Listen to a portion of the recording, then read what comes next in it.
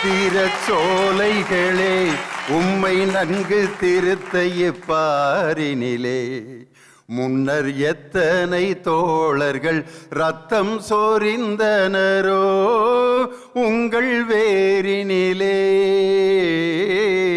உங்கள் வேரினிலே தாரணியே தொழிலாளர் உழைப்புக்கு சாட்சியம் நீ என்றோ எங்கள் ஊர் தொழிலாளர் உழைத்த உழைப்பினில் உதித்ததும் மெய்யல்லவோ ஓ உதித்ததும் மெய்யல்லவோ. உலகம் முழுவதும் வாழ்ந்து கொண்டிருக்கும் கோடான கோடி கலைஞர் தொலைக்காட்சியின் ரசிக பெருமக்கள் அனைவருக்கும் வாழ்த்துக்களை தெரிவிப்பதில் நான் மகிழ்ச்சி அடைகிறேன். இந்நிகழ்ச்சியை வழங்குபவர்கள் வைக்கிங் பனியன்ஸ் மற்றும் பிரீஃப்ஸ். ஸ்பெஷல் பார்ட்னர்ஸ் இந்தியாவின் number 1 dealer Vasanth and co, ஜில்லுன்னு ஒரு AC mela, Prithvi uniform and shorts. Associate sponsor by Arasan soap, ரொம்ப ரொம்ப நல்ல சோப், மற்றும் அரசன் வாஷிங் பவுடர் மற்றும் மில்கா ஒண்டர் கேக். இந்த வணிக நிறுவனங்கள் வழங்கும் சிறப்பு பட்டிமன்றம். கலைஞர் தொலைக்காட்சி என்ன தலைப்பு இன்னைக்கு கொடுத்துருக்காங்கன்னா, நல்லது செய்தால் நல்லதே நடக்கும் என்ற எண்ணம் இன்று அதிகரித்திருக்கிறது அப்படின்னு பேசுகிறாங்க. நல்லது செஞ்சால் நல்லதான் மாப்பிள்ள நடக்கும். இன்னொரு குரூப்பு பாடுறா இப்போ தாண்டா வேலைக்கு போனான், 2 வருஷத்தில் பிளாட் வாங்கிட்டான், 3 வருஷத்தில் வீட்டை கட்டிட்டான், காரை வாங்கிட்டான், நம்ம இந்த பைக்கிலேயே எத்தனை நாளைக்கு தான் போகிறது, எப்படிடா வாங்கினான் காரு கேட்குறேன். தெரியாதா?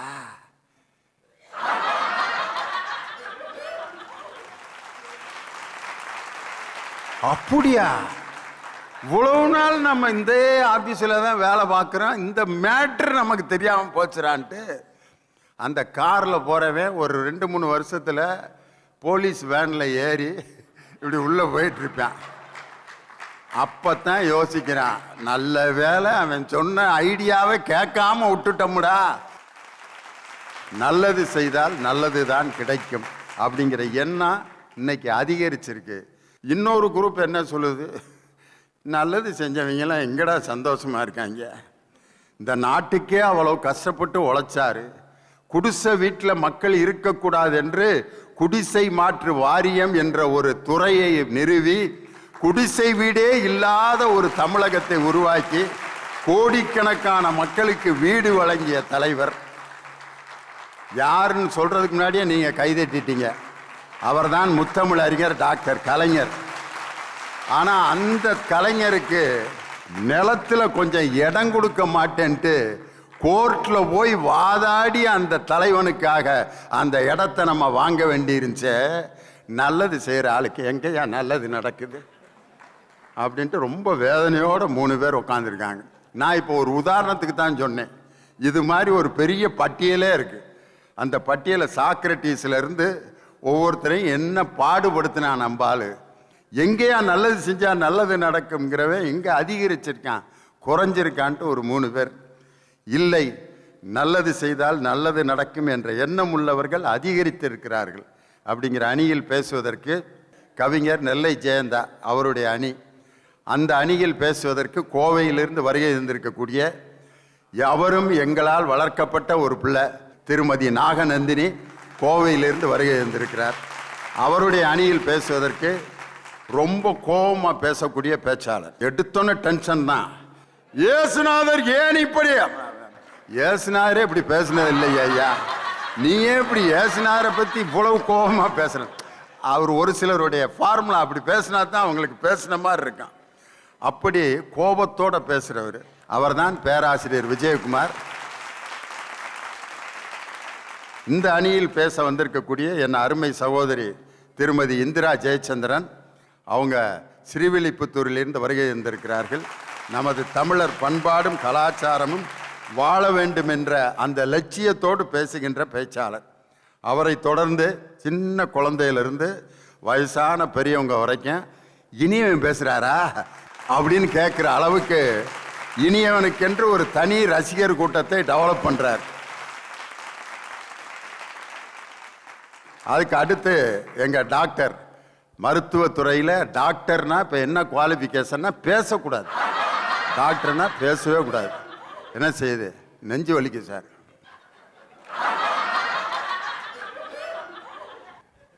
அஞ்சு நாளா சார் பட பட பட படன்னு வருது சார்.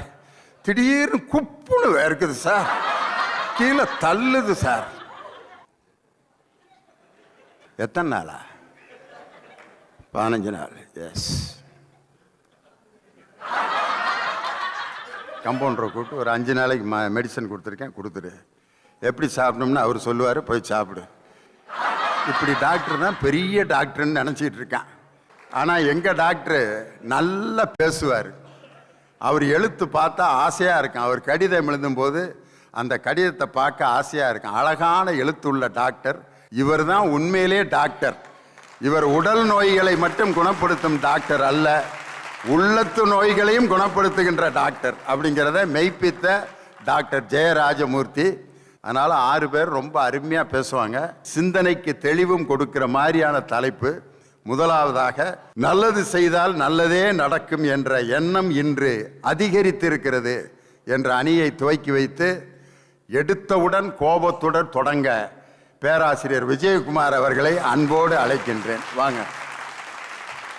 கலைஞர் தொலைக்காட்சியின் கோடான கோடி ரசிக பெருமக்களை, திருவள்ளுவருக்கு எழுத்தாணி, திருவாரூர் தேருக்கு அச்சாணி, சினிமாவிலே கொடிகட்டி பறந்தது ஹன்சிகா மோத்வானி. திண்டுக்கல்னா ஒன்னு பிரியாணி, இன்னொன்னு எங்க அண்ணன் லியோனி. வருஷப்படுத்துறதுக்கு வேற ஆளே கிடைக்கலையா?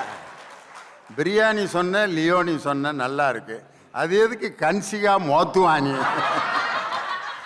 நல்லது செஞ்சா நல்லது நடக்குங்க. இன்னைக்கு அந்த எண்ணம் அதிகரிச்சிருக்குன்னு தான் எங்களுடைய வாதம். பண்புடையார் பட்டுண்டு உலகு அத்தின்றேல் மண்புக்கும் ஆய்வது மண்.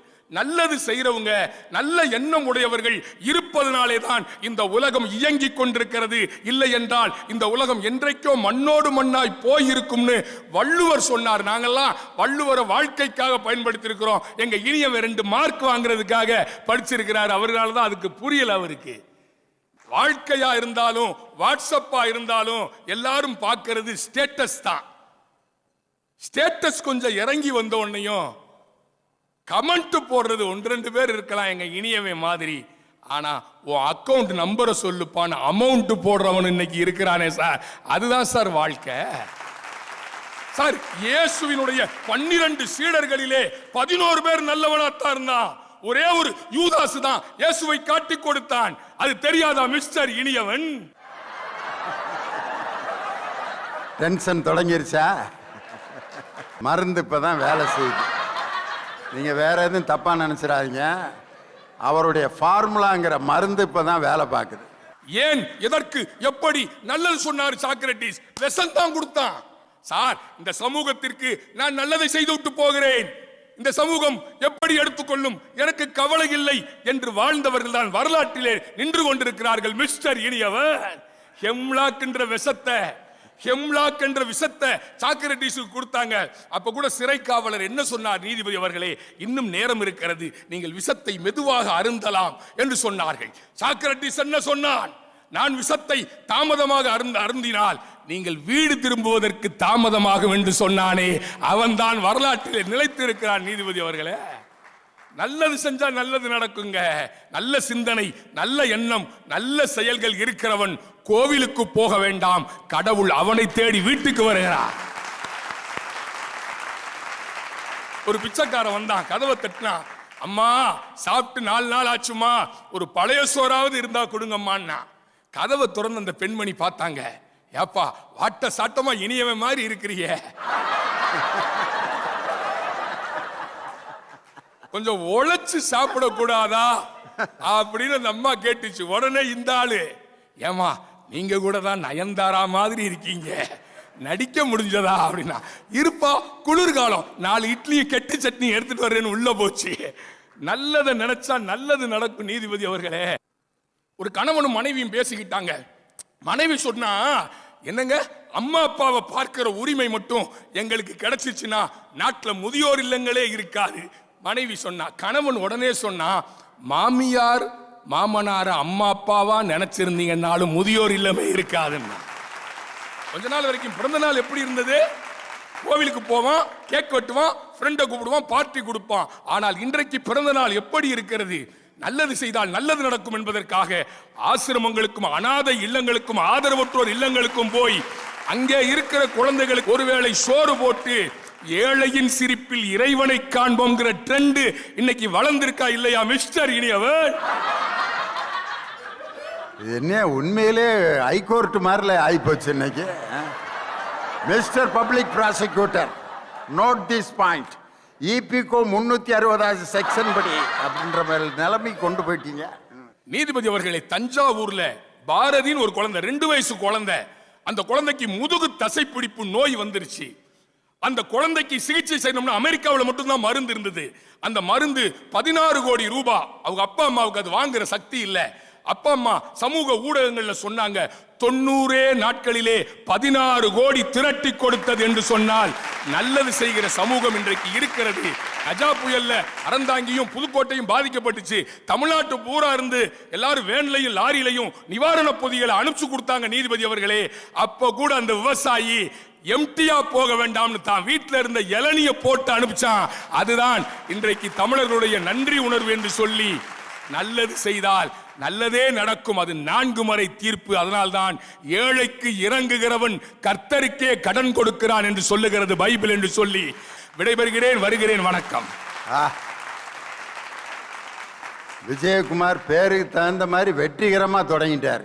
அருமையா கண்ணதாசன் பாடுவார், செய்த தர்மம் தலை காக்கும், தக்க சமயத்தில் உயிர் காக்கும், கூட இருந்தே குழி பறித்தாலும் கொடுத்தது காத்து நிற்கும்,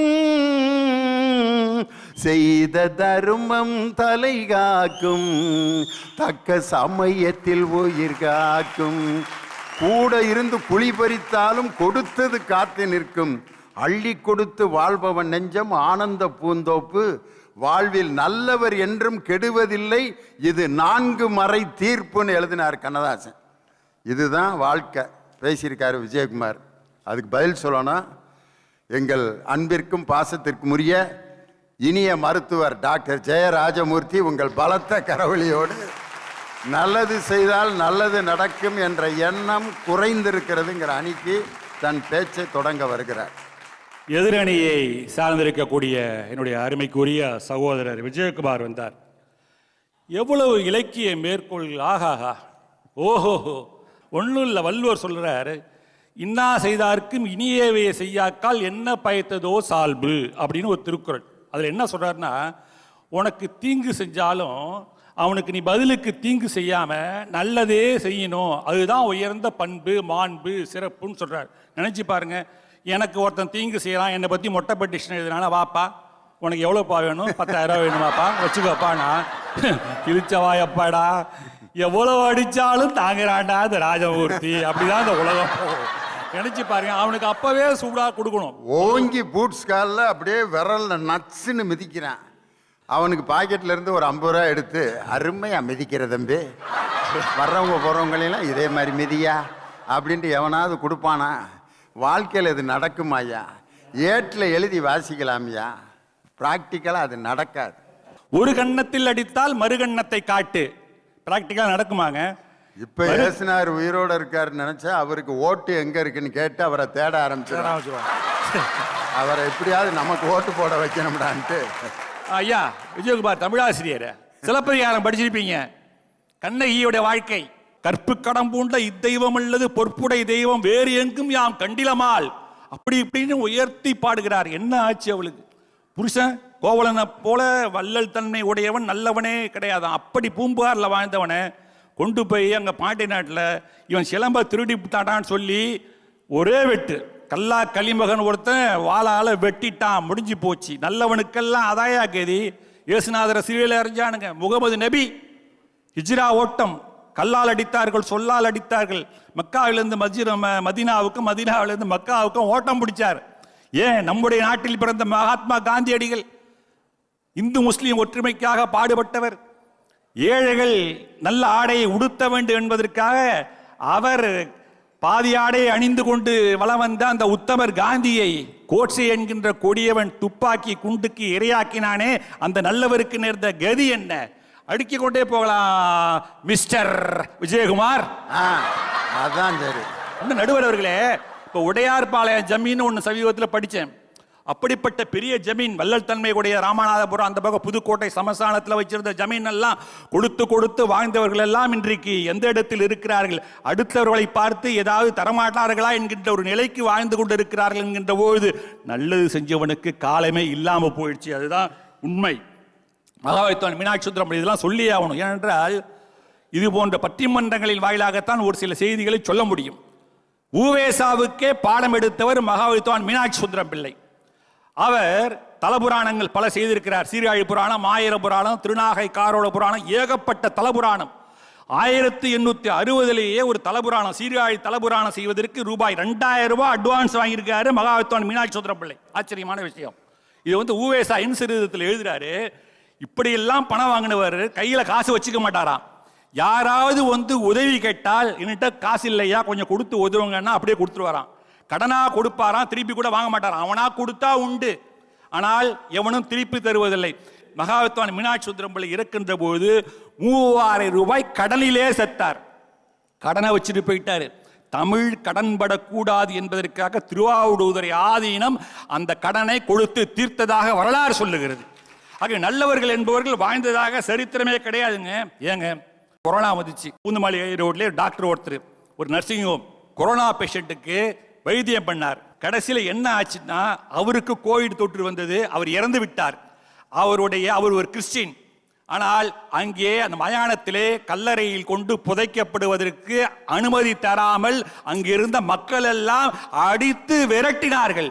பாருங்க, தன்னுடைய உயிரை பார்க்காமல் தனக்கு எது வந்தாலும் வரட்டும், பிற உயிரை காப்பாற்றுவோம் என்று துணிந்த மருத்துவருக்கே அந்த நிலைமை என்றால், நல்லது செஞ்சவன் இந்த காலத்துக்கு நல்லாவே இருக்க மாட்டான். அந்த உலகம் வாழவே கூடாது. நினைச்சு பாருங்க, ஒரு டாக்டருக்கே அந்த நிலைமை. ஏங்க, கொரோனா சமயத்தில் இதெல்லாம் பேப்பர்ல படிக்கலையா விஜயகுமார்?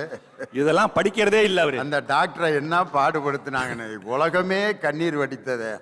நல்லது செஞ்சா நல்லது நடக்கும்னா, கெட்டது செஞ்சா கெட்டது நடக்கணுமே. ஆனா கெட்டவன் நல்லா வாழ்ந்துட்டு இருக்கானே, சந்தோஷமா வாழுறானே, நல்லவனை விட சந்தோஷமா வாழுறானே, இவருக்கு கடவுள் கூலி கொடுப்பான்னு சொல்றதெல்லாம் பொய்யாயிடுச்சே. நல்லவனுக்கு ஒரு நாள் வாழ்க்கை கிடையாது என்பதை சொல்லி விடைபெறுகிறேன். நன்றி, வணக்கம். ஏதோ விஜயகுமார் பேசுறப்ப நல்லது செஞ்சா நல்லது நடக்கும் நம்பிக்கையோடு இருந்த உங்களை எல்லாத்தையும் நல்லது செஞ்சு ஒரு முக்காத்துட்டுக்கு பிரயோஜனமே இல்லைங்கிற நிலைமைக்கு கொண்டு வந்துட்டார்.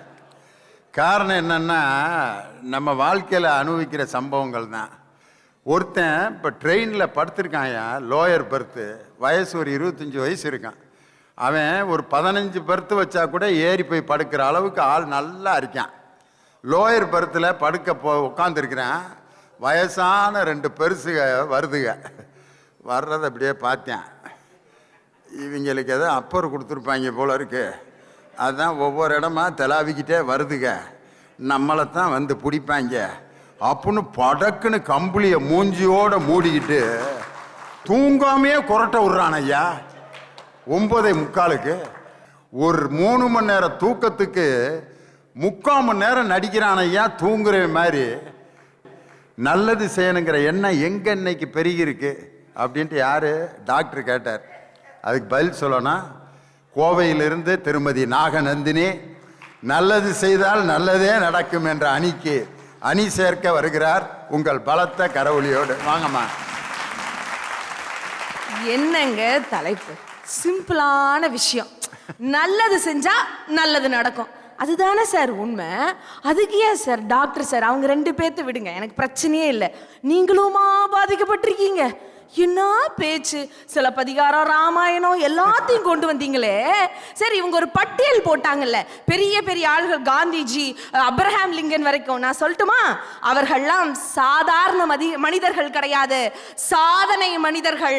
அந்த சாதனைக்கு காரணமாக இருந்ததே அவர்கள் செய்த நற்செயல்கள் தான் என்று சொன்னால், நாளைக்கு நீங்களும் நானும் வரலாறுல வரணும்னா கூடி 4 பேருக்கு நல்லது செய்யணும் சார். அதை புரிஞ்சுக்கோங்க. மகாபாரதத்துல எவ்வளவோ கதாபாத்திரம் இருக்கு. ஏங்க நம்மளுக்கு கர்ணரை இவ்வளவு பிடிக்குது? ஏன் தெரியுமா? கடவுளே இறங்கி வந்து உன்னுடைய தொண்டுகளை எல்லாம், நீ செய்த நற்பயன்களை எல்லாம் எனக்கு தருகிறாயா கர்ணான்னு கையேந்தி நிக்க வச்சது அந்த நல்ல செயல்கள் தான் சொன்னா, இத மறந்துட்டீங்களே டாக்டர் சார். இவங்க குரூப் எப்படி தெரியுமா? கர்ணன் தான் படம் எடுத்தார். அர்ஜுனன் படம் எடுத்திருந்தாருன்னா ஒரு நாள் கூட ஓடி இருக்காரு. ஆனா அந்த மகாபாரதத்துல கதாநாயகன் அர்ஜுனன் தான், ஆனா படம் கர்ணன் தான் எடுத்தாங்க. இன்னைக்கு பட்டிமன்றத்தில் அர்ஜுனனை பத்தி யாராவது விவாதம் பண்றாங்களா? காரணம், அவன் நல்லது செஞ்சு எல்லா புண்ணியத்தையும் தாரை வார்த்தாலும் இன்னும் பேசப்படுகிறான். எது தெரியுங்களாங்க நல்லது? கோவையில வேளாண்டி பாளையத்துல கமலா தான்ற ஒரு பாட்டிங்க, அவங்க கணவர் இறந்துட்டாங்க. பிள்ளைகளை வளர்க்கணும், வேற வழி இல்லை. இட்லி சுட்டு அந்த அம்மா வித்துட்டு இருந்துச்சு. 25 காசுல இட்லி சுட ஆரம்பிச்சதுங்க. 30 வருஷம் ஆச்சு. இன்ன தேதி வரைக்கும் ஒரு இட்லி 1 ரூபாய் தான். எந்த பிரதிபலனையும் எதிர்பார்க்க கிடையாது. அந்த அம்மாக்கு கிடைச்ச மிகப்பெரிய ஒரு வரம் என்ன தெரியுங்களா? 85 வருஷம் ஆச்சு அந்த அம்மாக்கு. இன்னைக்கு மிகப்பெரிய ஒரு தொழிலதிபர். அந்த அம்மாக்கு வீடு கட்டி கொடுத்து, அது எல்லாத்துக்கும் மேல நீங்க தமிழக அரசு அன்னபூர்ணின்ற விருதையும் கொடுத்திருக்குன்னு சொன்னா, சார் நல்லவன் ஜெயிப்பான், கொஞ்சம் லேட் ஆகும், ஆனா ஜெயிக்கிறது உறுதி. அதை புரிஞ்சுக்கோங்க. இது எல்லாத்துக்கும் மேல நிறைய பேர் சொல்லுவாங்க, இன்னைக்கு ட்ரெண்டிங் டயலாக் வேற, எங்க நல்லது செஞ்சா நல்லது நடக்குது, நல்லது செஞ்சா நல்லது நடக்கும்னு சொன்னா மட்டும் என் கையில கிடைக்கட்டும், அம்புட்டுதான் அவனை தூக்கிடுவோம் அப்படின்லாம் பேசுறாங்க. ஏங்க உங்களுக்கு ஒரு விஷயம் தெரியுமா? நம்ம எல்லாம் நினைக்கிறோம் நல்லது நடந்தா மட்டும்தான் நல்லதே செய்யணும் அப்படின்னு சொல்லி. எங்க மதுரையை சேர்ந்த ஆயுபூர்ணம்ன்ற ஒரு அம்மா தான் கணவனை இழந்து கஷ்டப்பட்டு பேங்க் உத்தியோகம் பார்த்து தான் பிள்ளைய படிக்க வச்சு நல்ல இடத்துல கட்டி கொடுக்கணும்னு நினைச்சு கல்யாணம் பண்ணி வச்சாங்க. 6 மாசத்துக்கு முன்னாடி அந்த பெண் இறந்துட்டாங்க. அந்த அம்மா விரக்தியில போய் உட்காரல. எத்தனையோ கோடி சொத்தான், அதையெல்லாம் தான் வச்சுக்கணும்னு நினைக்கல. இன்னைக்கு தன்னுடைய மொத்த சொத்தையும் எடுத்து ஏழை குழந்தைகள் நல்லா படிக்கணும்னு சொல்லி அந்த கவர்மெண்ட் ஸ்கூலுக்காக தாரவாத்து கொடுத்துருக்காங்கன்னு சொன்னா, நல்லது செய்தால் நல்லது நடக்குங்க. இதை அவங்க புரிஞ்சுக்கணுங்க. இது எல்லாத்துக்கும் மேல நம்ம ஒன்றும் இல்லைங்க, ரொம்ப மனசு கஷ்டமா இருந்துச்சுன்னு வச்சுக்கோங்களேன். இப்படி ரோட்ல போகும்போது ஏதோ ஒரு குழப்பத்தில் இருப்போங்க, போவோம். ஒரு பாட்டியோ ஒரு அம்மாவோ இல்லை ஒரு ஐயாவோ வந்து, ஏம்மா சாப்பிட்டு ரொம்ப நாள் ஆச்சு, ஒரு 10 ரூபா தரீங்களா, ஒரு வேளை சாப்பாடு வாங்கி தரியான்னு கேட்கும்போது, நம்ம முடியாத சூழ்நிலை இருந்தாலும் அதை வாங்கி நீங்க கொடுத்து பாருங்களேன். அவங்க சொல்லுவாங்க, நீங்க நல்லா இருக்கணும், உங்க குழந்தை குட்டியெல்லாம் நல்லா இருக்கணும்னு சொல்ற அந்த வார்த்தை 1000 தெளிவை மனசுக்கு கொடுக்கணும்னு சொன்னா, அந்த நேரத்தில் நம்பிக்கை பிறக்கும் சார். நல்லது செஞ்சா நல்லதுதான் நடக்கும்னு சொல்லி. குன்னக்குடி அடிகளார்னு ஒருத்தர் இருந்தார், எல்லாத்துக்கும் தெரியும்ல. அவரோட சீடர் அவர் என்ன பண்ணாரு, போய் சொன்னார், கண்ணப்ப நாயனாருடைய குரு பூஜை வச்சிருக்கேன், நீங்களே கண்டிப்பா வரணும்னு. வந்தா என்ன பண்ணுவீங்க? என்ன பூஜை பண்ணுவோம், புனஸ்காரம் பண்ணுவோம், அதானே பண்ணுவீங்க அப்படின்னு அடிகளார் சொன்னார். அது மட்டும் பண்ணா இப்படி? கண்ணப்ப நாயனார் என்ன பண்ணார் அப்படின்னு கேட்டாங்க. கண்ணை கொடுத்தாரு. அப்ப நீங்களும் அதை செய்யுங்க. என்ன சாமி, அதை எப்படி செய்ய முடியும்? அப்புறம் என்னங்க, கண்ணொளி திட்டம்னு ஒண்ணு போடுங்க, வரக்கூடிய பக்தர்களுக்கு கண் பரிசோதனை பண்ணுங்க, யார் யாருக்கெல்லாம் கண்ணில் பிரச்சனையோ அவங்களுக்கெல்லாம் அதை சரி பண்ணி கொடுங்கன்னு சொல்லி அன்னைக்கு அவர் சொன்னாரு. குரு பூஜை என்பது அவர்களை வெறும் வழிபாடு செய்யறதில்ல, குருக்கள் சொன்ன நல்ல வழியில் நடப்பதுதான் குரு பூஜைன்னு சொன்னாங்க.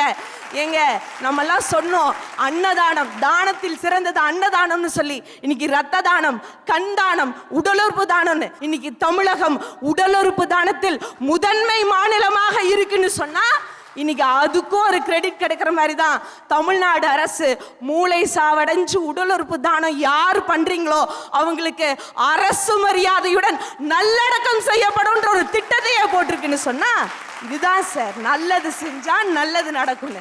வாடிய பயிரை கண்ட போதெல்லாம் வாடினேன்னு சொன்னார் இல்லையா வள்ளலார் அவர்கள். எல்லாரும் கலாசாலை, யோகசாலை, யாகசாலை தானே சார் செஞ்சாங்க. ஆனா தர்மசாலை என்று ஒன்றை நிறுவி கடந்த 130 ஆண்டுகளாக நண்பகல் இரவு என்று ஒரு நாளும் தடைபடாத பசின்னு வர அத்தனை பேத்துக்கும் இன்ன வரைக்கும் வடலூர்ல சாப்பாடு வழங்கிட்டு இருக்கோம்னு சொன்னா, அத்தகைய நாடு நம்மளுடைய நாடுங்க. இதே இந்த கலைஞர் தொலைக்காட்சியில நல்லா பேசுங்க, நல்லதே பேசுங்கன்னு ஒரு நிகழ்ச்சி நடத்தினாங்க. திருநங்கைகள், மாற்றுத்திறனாளிகள் பேசலான்னு சொன்னாங்க. ஏதோ கை கால் வராதவங்க பேசுறாங்கன்னு தானே நினைப்போம். பேச முடியாத ஒரு பையனை பேசுறதுக்கான வாய்ப்பை கொடுத்துச்சு இந்த தொலைக்காட்சி. அப்படி வந்து பேசி அந்த பையன் ஸ்டேட் லெவல்ல செகண்ட் வாங்கி, எந்த பையன் பேச முடியாதுன்னு ஊரே சொல்லிச்சோ உலகத்துக்கு முன்னாடி அந்த பையனை பேச வச்சு இன்னைக்கு அந்த பையன் ஃபேஷன் டெக்னாலஜில ஃபர்ஸ்ட் லெவல்ல வந்து பேச முடியாம அந்த இருந்த திருப்பூர் கௌதம் பாண்டிங்கிற பையன் மாற்றுத்திறனாளிகளுக்கு உதாரணமாக இருக்கிறாங்கன்னு சொன்னா அதற்கு அந்த நல்ல அச்சாரத்தை போட்டது இதே கலைஞர் தொலைக்காட்சி. அந்த நிகழ்ச்சிக்கு நடுவராக இருந்தவரும் எங்கள் ஐயா திண்டுக்கல் லியோனி அவர்கள் அப்படின்னு சொன்னா இதையெல்லாம் ஞாபகம் வச்சுக்கணுங்க. நல்லது செஞ்சா நல்லதுதான் சார் நடக்கும். விதைய நல்லதா போடுங்க, மரம் நல்ல மரமா தான் வரும் என்று சொல்லி வாய்ப்பளித்த அனைத்து நல்ல நெஞ்சங்களுக்கும் நன்றி பாராட்டிடம் அமர்கிறேன். வாழ்க வளமுடன். நாகநந்தினி சும்மா புயல் அடிச்சு ஓஞ்ச மாதிரி ஆயிடுச்சு. நல்லது நடக்கணும்யா வாழ்க்கையில். உண்மையிலே ஒரு ட்ரெயினில் நான் பார்த்தேன், சுகமில்லாத தாயை ஒரு பெர்த்தில் படுக்க போட்டு அதுக்கு எதிர்த்த லோயர் பெர்த்தில் அவருடைய மகன் மிலிட்ரியில் மேஜர் அவர் தன்னுடைய தாயை எதிர்த்த பெர்த்தில் போட்டு முன்னால் இருக்க பெர்த்தில் அவர் தூங்கிட்டு வரலாம். ஆனால் அந்த பெர்த்தை எனக்கு கொடுத்துட்டு அந்த தாயோட காலடியிலேயே விடிய விடிய உட்காந்துக்கிட்டே வந்தார் அந்த மிலிட்ரி மேஜர். அவரை பார்த்துட்டு எனக்கு ராத்திரி பூரா தூக்கமே வரல.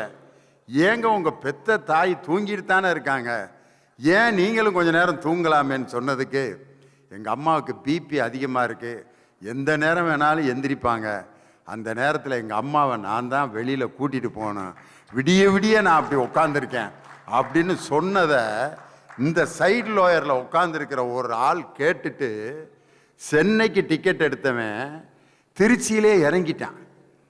இறங்கி ஓட போனேன்.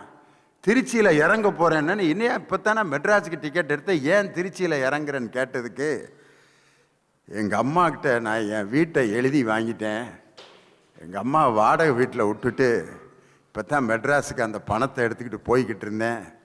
இந்த மனுஷன் செஞ்ச செயலை பார்த்துட்டு என்னால் எங்கள் அம்மா இங்கே நினப்பில் நான் மெட்ராஸ் வரைக்கும் போக முடியல, திரும்ப எங்கள் அம்மா பேருக்கே அந்த வீட்டை எழுதி கொடுத்துட்டு சொந்த வீட்டிலே எங்கள் அம்மா சாக வரைக்கும் இருக்கட்டும் அப்படின்ட்டு நான் போகிறேங்க ஐயா. இந்த காட்சியை பார்த்துட்டு அழுதுகிட்டு இறங்கி ஓடினான் பாருங்க ஒருத்தன்.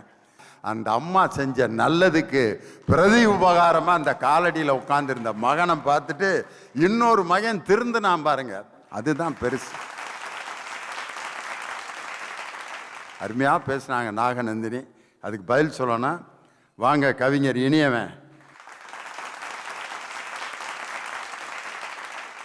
நல்லது செய்தால் நல்லது நடக்காது என்று உண்மையை உலகத்திற்கு உரக்க சொல்ல காத்திருக்கின்ற நடுவர் உள்ளிட்ட அவைக்கு என்னுடைய பணிவான வணக்கம்.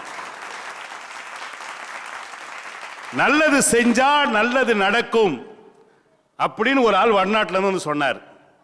நம்பி ஒரு அமுக்கு அமுக்கணும். 10 வருஷமா கஷ்டப்படுறோம், இனிமேல் அமுக்குவானா எவனாவது? கொஞ்சமா யோசிச்சு பார்த்தீங்களா? இல்லை சொல்ற 3 பேராவது அந்த முகத்தை பாருங்களேன், அந்த 3 பேருடைய நிலைமைய. இவங்க யாருன்னா வேற யாரும் கிடையாது. நல்லது செஞ்சா நல்லது நடக்கும்னு சொல்றவங்க எல்லாம் யாருன்னா, டாக்டருக்கு தெரியும். பைத்தியர் ஹாஸ்பிட்டலில் 2 பைத்தியக்காரங்க இருந்தானுங்க. அதுல ஒரு பைத்தியம் கிணத்துல விழுந்துடுச்சு. உடனே பக்கத்தில் இருந்த பைத்தியம் குதிச்சு காப்பாத்திடுச்சு. காப்பாற்றின உடனே எங்க டாக்டர் மாதிரி ஒருத்தர் சீனியர் டாக்டர் சொன்னாரு, மிஸ்டர் குமார், இவ்வளவு நாள் நீங்க மென்டல் ஹாஸ்பிட்டல் ட்ரீட்மெண்ட் எடுத்தீங்க, உங்களுக்கு 2 குட் நியூஸ், ஒரு குட் நியூஸ் ஒரு பேட் நியூஸ் அப்படின்னாரு.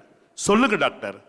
எப்போ ஒரு சக பைத்தியக்காரனை நீங்க காப்பாத்திட்டீங்களோ, you are fit for life, நீங்க பூரணமா குணமாயிட்டீங்க, இன்னைக்கு உங்களுக்கு டிஸ்சார்ஜ் அப்படின்னாங்க. எல்லாரும் கை தட்டினாங்க உங்களை மாதிரியே. உடனே குமார் கிளம்பினார். 1 நிமிஷம் அந்த சோக கதையை நீங்க கேட்டு போயிடுங்க அப்படின்னாரு. என்னங்க சார், நீங்க காப்பாத்தீங்களா மகேஷ்? ஆமாங்க, அவன் தூக்கு மாட்டி செத்து போட்டான். எல்லாரும் அழுதாங்க. நடுவர் கூட கண் கலங்குறாரு. ஆனா அந்த குமார் சொன்னா, டாக்டர் உங்களுக்கு ஒண்ணுமே தெரியல, கிணத்துல ஊந்தான் இல்லையா, ரொம்ப நனைஞ்சிருக்கான், நான் தான் கழுத்துல கயிறை கட்டி தொங்க விட்டுருக்கேன், காஞ்ச ஒன்று எடுத்துங்கன்னா. புரியுதுங்களா? இந்த நல்லது செஞ்சா நல்லது, இவங்க செய்யறது எல்லா நல்லதும் நம்மளை மாட்டி விடுற கதை தானே தவிர, அதுல அவர் விஜயகுமார் சொல்றார், மிஸ்டர் இனியவன் யூதாஸ் மட்டும் தான் கெட்டவன், எவன் சொன்னான்னு கேட்கிறேன். எவன் சொன்னா யூதாஸ் கெட்டவன் சொல்லிட்டு? ஏங்க யூதர்களுடைய மக்களுக்கே தெரியல யார் இயேசுன்னு சொல்லிட்டு யூதாஸ் தான் காட்டி கொடுத்தான், இவர் தாங்க இயேசுன்னு. காட்டி கொடுக்கவில்லை என்று சொன்னால் உலகத்திற்கு இயேசு யார் என்று தெரியாமல் போயிருக்கும். ஞாபகத்தை வச்சுங்க. இன்னும் யோசிச்சு பாருங்க, இந்தியாவோட மக்கள் தொகை 120 கோடி பேர். இந்த 120 கோடி பேர்ல இன்ன வரைக்கும் ஒரு காந்தி வரல. ஏன்? எவனா காந்தியா மாறுவானா இந்த நாட்டில்? ஒன்றும் வேணாம் சார், பிச்சைக்காரனுக்கு ஒரு 100 ரூபா கொடுங்களேன். பக்கத்தில் இருக்கிற பிச்சைக்காரன் பண்ணுவான், என்னம்மா சொல்லுவான், ஏன் 100 ரூபா கொடுவான்னு தெரியுமா? அவ்வளோ பாவம் பண்ணியிருப்பான். நீங்க ஒரு கோயிலில் என்னதான பண்ணி பாருங்களேன், என்ன பிரச்சனையோ தெரில, மூஞ்ச பார்த்தாலே தெரியுது. பெரிய பிரச்சனைலாம் சோறு போடுறான். எவனோ உங்களை வாழ்த்த போறதே கிடையாது, சும்மா கட்டே உட்காந்து.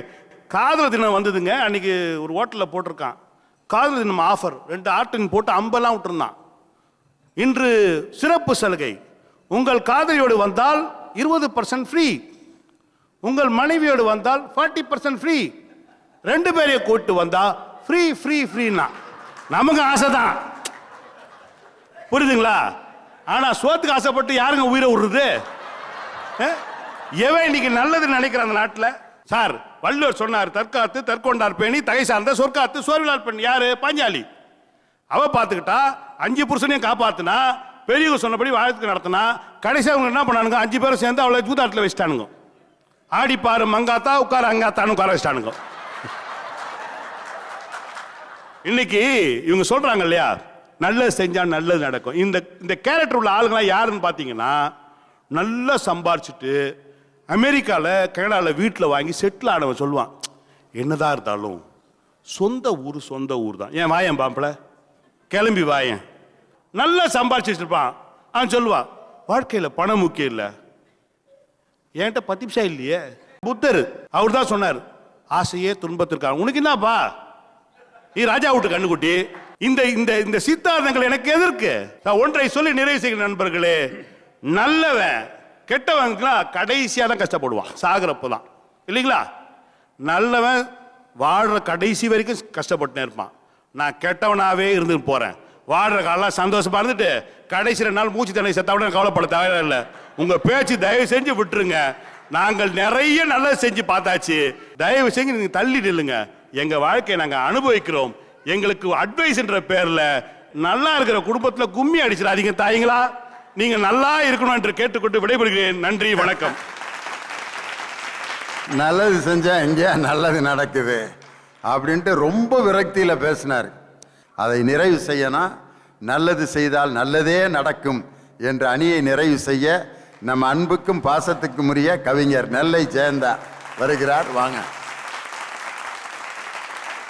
வணக்கத்திற்குரிய நடுவர் அவர்களே, எனக்கு எதிரணியில் பேசுகின்ற பொழுது நிறைய சந்தேகங்கள் வந்தன. நம்ம டாக்டர் பேசுகின்ற பொழுதும் சரி, இனியவன் பேசுகின்ற பொழுதும் சரி, இனியவன் பேசுகின்ற பொழுது பேச்சில் மட்டுமல்ல, நம்முடைய நண்பர் விஜயகுமார் மிஸ்டர் இனியவன் என்று கேட்டார். ஆனால் எனக்கு உண்மையிலேயே சந்தேகம் வருகிறது, உங்கள் பெயர் இனியவனா இல்லை கொடியவனா? ஸ்ரீரங்கத்தில் அரங்கநாதனுக்கு தேர் திருவிழா நடக்கிறது.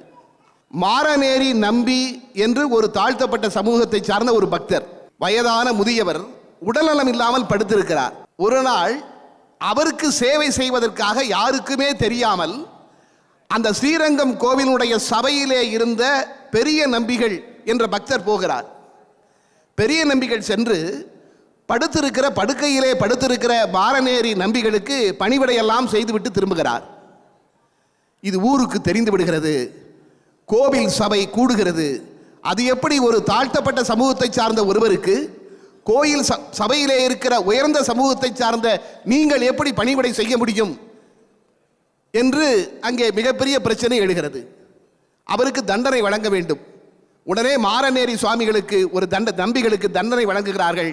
அரங்கநாதன் தேர் தெருவெல்லாம் போகும் அல்லவா, அந்த தேர் எல்லார் வீட்டு வாசலிலும் நிற்கும், உங்கள் வீட்டு வாசலில் தேர் நிற்காது என்று அந்த சபை தீர்மானிக்கிறது. தேர் வருகிறது. அப்பொழுது படுக்கையிலே படுத்திருந்த மாரநேரி நம்பிகள், அந்த தாழ்த்தப்பட்ட சமூகத்தை சார்ந்த அந்த அரங்கநாதனுடைய பக்தர், அரங்கா இது என்ன திருவிளையாடல் என்று மனதிற்குள்ளே முனகினாராம். நான் சொல்வது கதை அல்ல, சம்பவம் நடந்த உண்மை சம்பவம். அந்த பெரிய நம்பிகள் வீட்டு பக்கத்திலே தேர் வருகின்ற பொழுது, தேரை வேகமாக செலுத்துங்கள் என்று சிலர் சொன்ன பொழுது சிலர் செலுத்த முற்பட அந்த இடத்தில் அவர் வீட்டு வாசலுக்கு வருகிற பொழுது தேர் அச்சு முறிந்து தேர் அங்கேயே நின்று விடுகிறது. 10 நிமிடங்கள் உங்கள் வீட்டு வாசலில் தேர் நிற்கக்கூடாது என்று உத்தரவிட்டார்கள். ஆனால் 10 மணி நேரம் பெரிய நம்பிகள் வீட்டு வாசலிலே தேர் நின்றது. நினைத்து பாருங்கள், மனிதனுக்கு சேவை செய்வதை விடவும் இன்னொன்று கிடையாது. அது கடவுளுக்கே செய்யப்படுகிற சேவை என்பதை கடவுள் உணர்த்தினார் என்று ஸ்ரீரங்கத்திலே பதிவு செய்து வைத்திருக்கிறார்கள். நடுவர் அவர்களே, திரை உலகத்தில் எத்தனையோ பேர் வந்திருக்கிறார்கள்.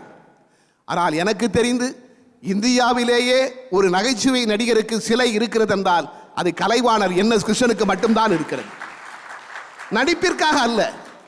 எத்தனையோ சம்பவங்கள். படுக்கையிலே படுத்திருக்கிறார், தனக்கு திருமண உதவி வேண்டி ஒருவர் வந்து பார்க்கிறார், கையிலே பணம் இல்லை. அப்பொழுது மதுரம் அவருக்கு வெள்ளி கூஜாவிலே கொண்டு வைக்கிறார். வெள்ளி கூஜாவை பார்த்தவுடன் TA மதுரத்திடம் NS கிருஷ்ணன் சொல்கிறார், உள்ளே சென்று மருந்து மாத்திரை எடுத்துட்டு வா என்று சொல்கிறார். இது மருந்து சாப்பிட நேரம் இல்லை என்று மதுரத்திற்கும் தெரியும். மதுரம் உள்ளே போகிறார். அப்பொழுது அங்கே வந்த அந்த துணை நடிகரிடம் அந்த வெள்ளி கூஜாவை எடுத்து கொடுத்து, இதை விற்று நீ பணமாக்கிக்கொள் என்று NS கிருஷ்ணன் கொடுக்கிறார். தன் ஒன்றும் இல்லாத நேரத்திலும் அவர் கொடுத்தார். அதனால்தான் கண்ணதாசன் பாடினான், தப்பியே பிறந்த நெஞ்சம், தாய் நெஞ்சம், பிள்ளை நெஞ்சம், செப்பரும் கொடையின் நெஞ்சம், தேனிலே தோய்ந்த நெஞ்சம், ஒப்பிலாம் அணியாம் எங்கள் உயர் கலைவாணன் கொண்ட நெஞ்சம், இப்புவி உணனால் மட்டும் இனி பிறர் காணா நெஞ்சம். அதுதான் நீங்கள் நல்லது செய்தார் இன்று சிலையாக நின்று கொண்டிருக்கிறார். நாம் இன்று அவரை பற்றி பேசிக் கொண்டிருக்கிறோம். எத்தனையோ நகைச்சுவை நடிகர்கள் இருக்கிறார்கள். ஆனால் அவர்தான் நல்லதை செய்தார். அதுதான் உண்மை. ஹிட்லரை பற்றி நாம் கேள்விப்பட்டிருக்கிறோம். ஹிட்லருடைய தளபதி வாழ்ந்த ஒரு தெரு, அங்கே யூதர்களும் வாழ்ந்து கொண்டிருக்கிறார்கள் சிலர். அதிலே அந்த தளபதி தினமும் வேலைக்கு போகின்ற பொழுது, அதாவது இது நான் கற்பனை அல்ல, ஒருவர் கேள்வி கேட்கிறார். ஆனந்த விகடன் பத்திரிகையிலே மதனிடம் ஒருவர் கேள்வி கேட்கிறார். நான் ஒருவருக்கு சிலருக்கு வணக்கம் சொல்கிறேன், சிலர் பதில் வணக்கம் கூட சொல்ல மாட்டேன் என்கிறார்களே. நாமே பார்த்துருக்கிறோம். நம்ம வணக்கமா ஒன்றுமே சொல்ல மாட்டாங்க, சில பேர் தலையை மட்டும் அசைப்பாங்க. பதில் வணக்கம் கூட சொல்ல மறுக்கிறார்களே, இது சரியா என்று கேட்ட பொழுது மதன் கூறிய பதில் இது. ஹிட்லர் வாழ்ந்த தெருவில், ஹிட்லருடைய தளபதி வாழ்ந்த தெருவில் சில யூதர்கள் வாழ்ந்தார்கள். அவர் தினமும் வேலைக்கு செல்கின்ற பொழுது ஒருவர் அவர் அந்த வீட்டை கிராஸ் பண்ண உடனே குட் மார்னிங் தளபதி என்று கேப்டன் என்று சொல்வாராம். குட் மார்னிங் கேப்டன் என்று சொல்வாராம். அதை இவர் பார்த்து விட்டு போய்விடுவார். இவர் பதிலுக்கு வணக்கம் சொல்ல மாட்டார். இது நடந்து கொண்டே இருக்கிறது. ஒரு நாள் இந்த தளபதி பணியில் இருக்கிறார். ஒரு 100 யூதர்களை பிடித்து கொண்டு வந்திருக்கிறார்கள். இவர்களுக்கு தண்டனை வழங்க வேண்டும். தளபதி சொல்கிறார், இந்த 100 பேர்களையும் தூக்கிலே போட்டு விடுங்கள் என்று சொல்லிவிட்டு அவர்களை கடந்து அந்த தளபதி நடக்கிறார். அப்பொழுது குட் மார்னிங் தளபதி என்று குரல் கேட்கிறது, குட் மார்னிங் கேப்டன் என்று குரல் கேட்கிறது. திரும்பி பார்க்கிறார். தனக்கு தினந்தோறும் ஒரு மனிதர் குட் மார்னிங் சொன்னார் அல்லவா, அவரையும் அங்கே பிடித்து கொண்டு வந்திருக்கிறார்கள். தளபதி இவரை பார்த்து விட்டு இவரை மட்டும் விட்டுவிட்டு மற்ற எல்லோரையும் தூக்கிலே போட்டு விடுங்கள் என்று சொன்னார். ஒரு சாதாரண குட் மார்னிங், ஒரு சாதாரண குட் மார்னிங் உயிரை காக்கிறது. அதைத்தான் சொல்கிறார். ஆக நாம் எதையும் எதிர்பார்த்து செய்ய வேண்டிய அவசியம் அல்ல, அது நடக்க வேண்டிய நேரத்தில் நடந்தே தீரும். அதுதான் உண்மை.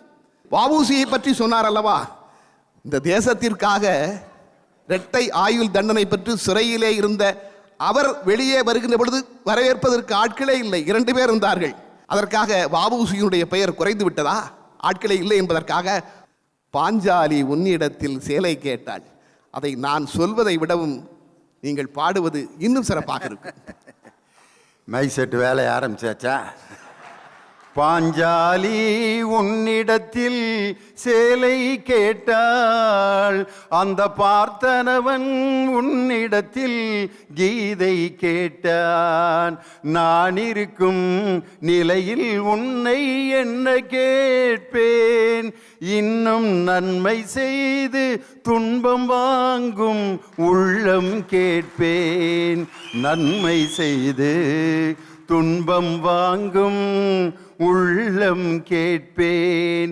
ஆட்டுவித்தால் யாரொருவர் ஆடாதாரே கண்ணா, ஆசை என்னும் தொட்டிலே ஆடாதாரே கண்ணா. கடலளவு கிடைத்தாலும் மயங்க மாட்டேன், அது கையளவே ஆனாலும் கலங்க மாட்டேன். எதுக்கு இந்த பாட்டை நேரத்தில் ஞாபகப்படுத்தினீங்க? அதான் நடுவர் அவர்களே, திரும்ப திரும்ப மற்றவர்களுக்கு உதவி செய்து அதன் மூலம் வரக்கூடிய துன்பத்தை கூட நான் அனுபவிக்க தயாராக இருக்கிறான் என்று சொல்கிறார்களே, அவர்கள்தான் உண்மையான மனிதர்கள். அதுதான் நாம் இதயம் பெற்றதற்கான அடையாளம். நான் 2 வரிகளை சொல்கிறேன். 1000 நன்மைகள் செய்யலாம், அதனால் 1000 நமக்கு தீமைகள் கூட வரலாம். ஆனால் சுரதாஸ் சொன்ன மாதிரி, மாடு முட்டி கோபுரங்கள் சாய்வதில்லை, மாணிக்கம் கூழாங்கல் ஆவதில்லை. வாய்ப்பிற்கு நன்றி, வணக்கம். நல்ல வார்த்தை சொன்னோம்னா நல்லது நடக்கும். உண்மையிலே ஒரு அம்மா விளக்குமாறு வித்துட்டு போகுது. அந்த அம்மாவை, இந்தம்மா இங்கே வாங்க, எவ்வளவுக்கு விளக்குமாறு எவ்வளவு அப்படின்னு கேட்டால் அந்த அம்மா பாட்டுக்கு வித்துட்டு போகும். இந்த கூப்பிடுற அம்மா அந்த அம்மாவை வெறுப்பேற்றணுங்கிறதுக்காகவே, ஏன் விளக்கமாறு இங்கே வா விளக்கமாறு அப்படிங்கவன் அந்த அம்மா விளக்கமாறு விற்கிறம்மா வந்து விளக்கமாறுலாம் இப்படி வச்சுட்டு, அது இதில் வாங்கிக்கிறியா இல்லை இதில் வாங்கிக்கிறியான்னு கேட்டுச்சு. 2 விளக்கமாறு வச்சிருக்கு. ஒன்று தென்னை விளக்கமாறு, இன்னொன்று ஈச்ச விளக்கமாறு. 2 எடுத்து இதில் வாங்கிக்கிறியா இதில் வாங்கிக்கிறியான்னொன்னா, ஐயோ நம்ம தப்பாக கூப்பிட்டோம் போல இருக்க, அவன் நமக்கே திருப்பி இப்போ வார்த்தையை போட்டு விட்டாளேன்னு. ஆட்டு கறிக்கடையில் போய் ஒவ்வொரு பார்ட்டாக கேட்பாங்க, நெஞ்சு கறி இருக்கா கழுத்து கறி இருக்கான்ட்டு. ஒருத்தன் போய் அவனை வெறுப்பேற்றினான், மூளை இருக்கா அப்படின்ட்டு இருக்கான். அவன் வந்து இவ்வளவு நேரம் வந்தவங்களுக்கெல்லாம் இருந்துச்சு, உனக்கு தான் இல்லை அப்படின்ட்டான். ஐயோ தப்பாக கேட்டான், திருப்பி நமக்கே ரிவிட் அடிக்கிறானேன்ட்டு. ஆப்பு வச்சிங்கன்னா இன்னொருத்தன் கண்டிப்பாக உங்களுக்கு ஆப்பு தான் வைப்பான். அதனால் நல்லது செஞ்சாதான் நல்லது நடக்கும். ஜெயந்தா முடிச்சிருக்காரு. இனி இந்த அணியை நிறைவு செய்ய எங்கள் அன்பு சகோதரி இந்திரா ஜெயச்சந்திரன் உங்களுடைய பலத்த ஆரவாரத்துக்கிடையில் அணியை நிறைவு செய்ய வருகிறார்.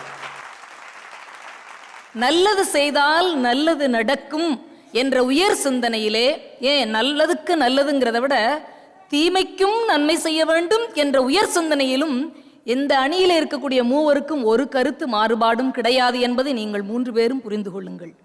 எங்களுக்கும் அது உடன்பாடு தான். நல்லதுக்கு நல்லதுதான் நடக்கணும், தீமைக்கு கூட நல்லதுதான் செய்யணும். ஆனா இந்த சிந்தனையிலே இன்று கொஞ்சம் சறுக்கல் இருக்கிறதே. இல்ல, பாரதியை பத்தி சொன்னீங்களே, பாரதியை திருவல்லிக்கேணி யானையா மிதித்து கொன்றது இல்லை, வறுமை கொன்றது. வைரமுத்து அழகாக பதிவு செய்கிறார். அவனுடைய இறுதி ஊர்வலத்தில் பாரதியின் முகத்தில் மொய்த்த ஈக்களின் எண்ணிக்கை அளவில் கூட இறுதி ஊர்வலத்தில் ஆட்கள் இல்லையே என்று சொன்னாரே. நீங்க நல்லவங்களுக்கு கொடுக்கிற பரிசு இதுதான். இதை பார்த்து எங்கால் பயந்து ஒதுங்குறான், எதுக்கு வம்புன்னு நினைக்கிறான். விஜயகுமாரனை அங்கிருந்து வந்து சொல்றாரு, அனாதை ஆசிரமங்களுக்கு சென்று பிறந்த நாள் கொண்டாடுறவங்கள கூட்டு வச்சு சப்சப்னு அறையணும். அங்க இருக்கிறது என்னைக்கு பிறந்துச்சுன்னு தெரியாது, தாய் தகப்பனார் யாரும் தெரியாது, நொந்து போயிருக்கு. நீ அங்க போய் கேக் வெட்டுவ, இது நல்லதா? முதல்ல ஒருவேளை யாராவது அப்படி செய்து கொண்டு இருந்தால் தயவு செய்து இன்றிலிருந்து மாற்றிக்கொள்ளுங்கள். தங்கச்சி வந்து அழகா சொன்னாங்க, பூரணத்தம்மாள் பாத்தீங்களா, 9 ஏக்கர் நிலம் மதுரையில் ஒரு ஹாட் சிட்டிக்கு நடுவில் ஒரு 9 ஏக்கருங்கிறது எத்தனை கோடி பெரும் தெரியுமா? அரசு பள்ளிகளுக்கு அந்த தாய் எழுதி வைத்திருக்கிறார். உண்மையில் மதுரையில் வாழும் மீனாட்சி பூரணத்தம்மா மட்டும்தான். அது எங்களுக்கும் தெரியும். ஆனால் எங்களுடைய கேள்வி என்னன்னா, பூரணத்தம்மாள் 10ல் ஒரு ஆள் இல்லை, கோடியில் ஒருத்திடா தங்கச்சி. சாதனை தான் இல்லைன்னு சொல்லல. பிறக்கும் பொழுது தாய் புறக்கணித்தாள். பிறந்த பிறகு வளர்ற இடத்துல எல்லாம் குதிரை வண்டிக்காரன் மவன்னு புறக்கணிச்சாங்க. உடன் பிறந்த சகோதரர்கள் புறக்கணித்தார்கள். எல்லாமே எவ்வளவு பெரிய வீரன் குரு புறக்கணித்தார். கர்ண விட்ட கண்ணீர் கடல் அளவு. நீங்க அசால்ட்ட கொர்ணன் நல்லவன் வாழும் வரைக்கும் அழுக விட்டு வேடிக்கை பார்த்தீங்கல்ல. அதனால என்ன பண்றான், எதுக்கு வம்பு எதுக்கு வம்புன்னு யோசிக்கிறாங்க, வேற ஒண்ணும் இல்லை. பிச்சைக்காரரு மா தாயேன்றாரு, அல்லது ஒண்ணுமே சொல்ல கையை நீட்டுறாரு. ஒரு பேராசிரியர் மாட்டுத்தாவணி பஸ் ஸ்டாண்ட்ல 50 ரூபா போட்டாரு. 50 ரூபா ஒரு ஆள் போட்டால் சந்தோஷம் தானே படணும், ரொம்ப நல்லதுங்க ஐயா தானே சொல்லணும். அந்த தங்கச்சி சொன்ன மாதிரி உங்கள் குடும்பமே நல்லா இருக்கணும் தானே சொல்லியிருக்கணும். அவன் நக்கலாக சிரிச்சாரு. நான் என்னையா சிரிக்கிறேன்னாரு. கொஞ்ச நாளைக்கு முன்னாடி வரைக்கும் நானும் இப்படித்தான் போட்டுக்கிட்டு தெரிஞ்சேன். இப்போ என்ன அர்த்தம்? நீ கொஞ்ச நாள் கழிச்சு பிச்சைக்காரன் நான் போகிறேன்னு அர்த்தம். போயிட்டாரு. நாங்கள் எதிர்பார்த்த வண்டி வரல, கூட வர பேச்சாளர்கள் இன்னும் வந்து சேரல. பார்த்துக்கிட்டே இருந்தோம். அவர் இப்படி கூடி சுற்றி ஏன்ட்ட வந்தார். அதே பிச்சைக்காரர். நான் சொன்னேன், ஏங்க இப்போ தானே 50 ரூபா போடும், நீங்கள் இன்னும் போகலையா? மாட்டுத்தாவணியை தான் சுற்றிக்கிட்டு இருக்கீங்க. இப்போ இந்த ஆளை குரலை உயர்த்தி பேசவும் முடியாது, இவர் கூட சண்டை ஓடவும் முடியாதுங்க.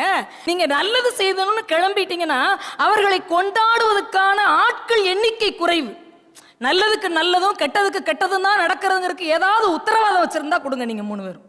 அப்படி ஏதாவது உத்தரவாதம் இருக்கா? இல்ல இல்ல, தென்காசியில திருவள்ளுவர் மன்றத்துல பேசிட்டு கிளம்பி வர்றோம். நைட்டு 10:45 மேல ஆயிடுச்சு. ஒரு கடையநல்லூர் கிட்ட ரொம்ப பதட்டமா ஒரு 16-15 வயசு பிள்ளை வேகமா வண்டியில ஏறிச்சு. என்ன பண்ண, ஒரு ஃபோன் மட்டும் பண்ணிக்கிட்டா ஆண்டி அப்படின்ச்சு. சரிடா தங்கம், ஃபோன் பண்ணிக்கோன்னு கொடுத்தேன். அப்போ 2-3 தடவை ஃபோன் பண்ணா, ரொம்ப நன்றி ஆண்டினா, எதுக்கு இப்படி 10:30 வர, எதுக்கு பதட்டமா இருக்க, இன்டர்வியூன்னு கூப்பிட்டாங்க, லேட் ஆயிடுச்சு. அப்போ திருப்பி வந்தேன், தெரியாம அம்பாசமுத்திர வண்டியில் ஏறிட்டேன், இப்போ தான் கரெக்டாக ஏறினேன் ஆண்டி, லேட் ஆயிடுச்சு, கூப்பிட வரணும்ல. இவ்வளோ நீளமான ஒரு ரீசன். சரி சரின்னு விட்டாச்சு. நான் லேட்டாக படுத்தனால லேட்டாக எந்திரிச்சு காலையில் பார்த்தா 20 மிஸ்ட் கால் இருக்கு. அதில் 5 வந்து அந்த பிள்ளைய குடும்பத்திலேருந்து வந்திருக்கு, 10 இன்ஸ்பெக்டர்கிட்ட வந்திருக்கு, மீதி 5 லாயர்கிட்ட வந்திருக்கு. மறுநாள் போஸ்கோ சட்டத்தில் ஏத்திரியா சேர்த்துருக்காங்க என்னைய. அது யாரு கூடயோ ஓடி போயிருக்கு சார், அந்த புள்ள யாரு கூடயோ ஓடி போயிருக்கு, கண்டுபிடிச்சிட்டாங்க. நான் ரொம்ப நாளா ஏத்திரினா தேர்ட் ஏசி நினைச்சுக்கிட்டு இருந்தேனே, எனக்கு அதை தவிர எதுவும் தெரியாது. அப்புறம் நான் யார் யார் காலையெல்லாமா பிடிச்சு கெஞ்சி திருவள்ளுவர் மன்ற கழகத்துக்கு போன் பண்ணி அவரை ஒரு சாட்சியா சேர்த்து அந்த அழைப்பு ஜெராக்ஸை கொண்டு போய் வச்சு அதுல இருந்து வெளியே வர்றதுக்குள்ள நாப்பட்ட பாடு நிறையதாமா. அருட்பெருஞ்சோதி தனிப்பெருங்கருணை என்று சொன்ன மிகப்பெரிய ஆள். வாடிய பயிரை கண்ட போதெல்லாம் வாடினேன் என்று சொன்னார். ஆனா அந்த ஆளை கோர்ட்டுப்படி ஏறி அலைய விட்டீங்களே, அந்த வரலாறு உள்ள மறைக்கலாமா? அவர் விட்ட கண்ணீரே உன்னை சும்மா விடாது ஐயி. அவர் சொல்றாரு, இவ்வளவு பெரிய தத்துவங்களை சொன்ன வள்ளலார் சுவாமி சொல்லுகிறார், கடை விரித்தேன் கொள்மார் இல்லை, அதனால் கடையை கட்டி கொண்டேன்னு சொல்றாரு. சொல்றேன்டா, எவனும் கேட்க மாட்டான், விடுங்கடா வழியை விடுங்கடா, நான் போறேன்னு கிளம்புறாரு. பாத்தீங்களா, காந்தியை பத்தி நிறைய சொன்னீங்க. ஒருவேளை காந்தி பணத்துக்கு ஆசைப்படலாம், இன்னைக்கு எல்லா பணத்திலையும் தேசப்பிதாவினுடைய படம் இருக்கிறது. ஆனா இன்னைக்கு எவெல்லாம் வாங்கின கடனை கொடுக்கலையோ, காசை வாங்கிட்டு சொல்லாம கொள்ளாம ஓடுறானோ, ஏமாத்துறானோ, அந்த கணக்குக்கு பேர் என்ன தெரியுமா? அந்த கணக்குக்கு பேரு காந்தி கணக்கு. அந்த இல்ல, இந்த நல்ல மனுஷனுக்கு இதை விட கேவலமான ஒரு பேரு இந்த தேசத்துல இருக்கவே தேவையில்லை. சிக்காகோ நகரிலே போய் உலகத்தையே சகோதர சகோதரிகளே என்று பேசி திரும்பி பார்க்க வைத்தார் பார்த்தீங்களா வீரத்துறவி விவேகானந்தர். அவர் தன்னுடைய கடைசி காலங்களிலே வருத்தப்பட்டு கடிதம் எழுதுகிறார், நான் கடவுளை தேடினேன், நிறைய விஷயங்களை கண்டடைந்தேன், இந்த உலகத்துக்கு உணர்த்தினேன், ஆனால் என் தாயை மகிழ்ச்சியாக வைத்துக் கொள்ள வேண்டும், அவளுக்காக ஒரு வீடாவது கட்டி கொடுக்க வேண்டும் என்பதை நான் கோட்டை விட்டு விட்டேனே, எனக்கு கொஞ்சம் ரூபா அனுப்புங்கன்னு சமஸ்தானத்துக்கு கண்ணீரோடு கவிதை எழுதினார் பார்த்தீங்களா. இதுதான் நீங்க நல்லவர்களுக்கு அல்லது இந்த நாட்டுக்காக என்று எடுத்து வருபவர்களுக்கு நீங்கள் வைக்கக்கூடிய மிகப்பெரிய சொத்தாக இருக்கிறது. அதுக்கு பெரிய காரணம் என்ன தெரியுமா? எல்லா மனிதர்களையும் இன்னைக்கு பிடிச்சு பேராசை ஆட்டுது, மிகப்பெரிய பேராசை. ஒரு ஆடி தீபாவளி கொண்டாடணும் நல்லா கிராண்டா நினைச்சா அது ஆசை. தீபாவளிக்கு ஆடியை வாங்கி கொண்டாடணும்னு நினைச்சோம்னு வச்சுக்கோங்களேன், அது பேராசை ஆயிரும். இந்த பேராசை என்ன பண்ணுது அப்படின்னா, என்ன வேணா செய்யலாம். கொன்னா பாவம் தின்னா போச்சு, இவ்வளவு வந்திருக்கா, இந்த இந்த இப்படி கணக்கு காட்டாதுல இவ்வளவு பணம் வந்திருக்கா, இந்த இப்படி அடிச்சதுல இவ்வளவு வந்திருக்கா, இத்தனை பங்கு சாமிக்கு கொடுத்துரு. யாரு பார்ட்னரு?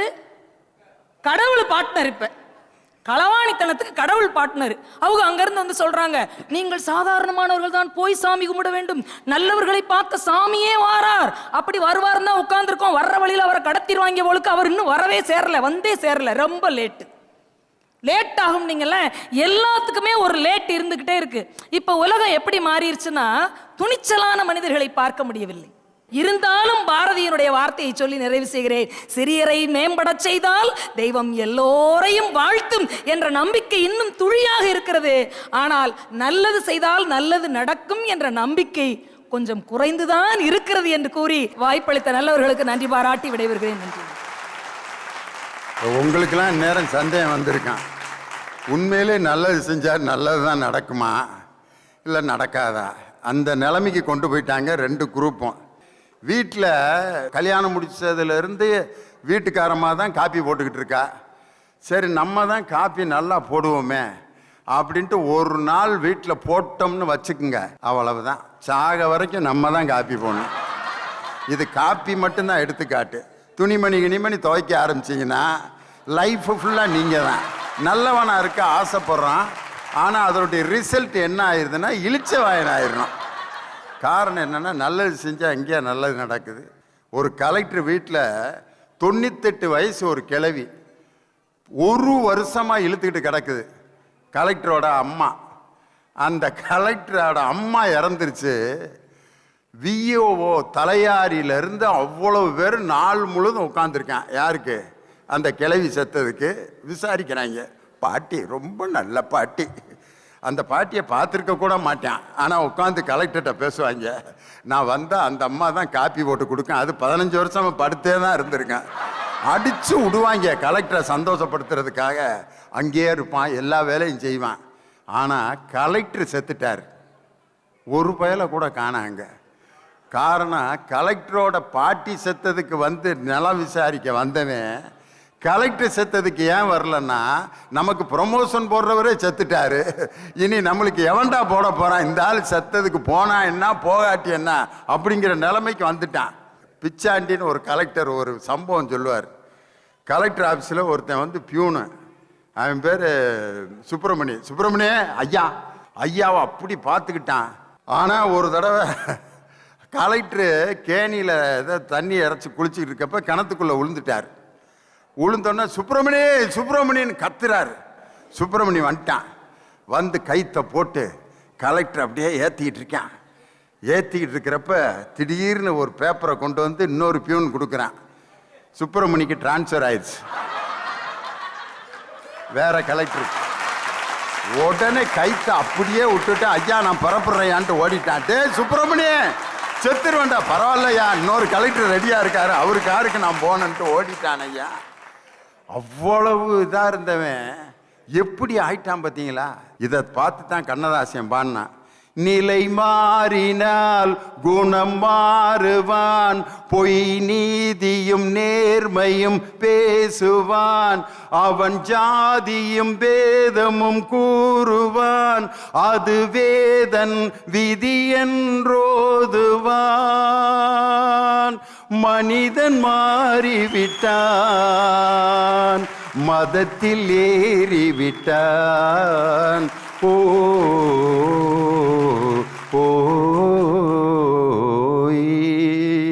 பறவையை கண்டான், விமானம் படைத்தான், பாயும் மீன்களில் படகினை கண்டான், எதிரொலி கேட்டான், வானொலி படைத்தான், எதனை கண்டான், மதங்களை படைத்தான். மனிதன் மாறிவிட்டான். நிலை மாறினால் குணம் மாறுவான், பொய் நீதியும் நேர்மையும் பேசுவான், அவன் ஜாதியும் பேதமும் கூறுவான், அதுவே தன் விதி என்றோதுவான். உண்மையிலேயே இப்படி மனுஷன் தான் இருக்கான் அப்படின்னு யாரு இவங்க சொல்றாங்க. அம்பேத்கர் ஒரு தடவை ஒரு நூலகத்தில் உட்காந்து படிச்சுட்டு இருக்காரு. படிச்சு இப்படியே குனிஞ்சு படிச்சு முதுகு பயங்கரமாக வலிக்குது. அப்போ அம்பேத்கருடைய ஃப்ரெண்டு வந்து சொல்றாரு, ஐயா நீ ஏன் இப்படி முதுகு வலிக்க உட்காந்து படிக்கிற, கொஞ்ச நேரம் படுத்திருந்துட்டு ரெஸ்ட் எடுத்துட்டு அப்புறம் படிக்கலாமே அப்படின்னோடனே அம்பேத்கர் சொன்ன பதில், நான் வந்து இன்னொரு தெருவில் இருக்கிற பைப்பில் தண்ணி பிடிச்சி குடிச்சேங்கிறதுக்காக என்னை முதுகில் ஒருத்தன் அடித்தான் பாருங்க ஒரு அடி, அந்த வலியை விட இந்த வலி எனக்கு ஒன்றும் பெருசாக தெரியலடா.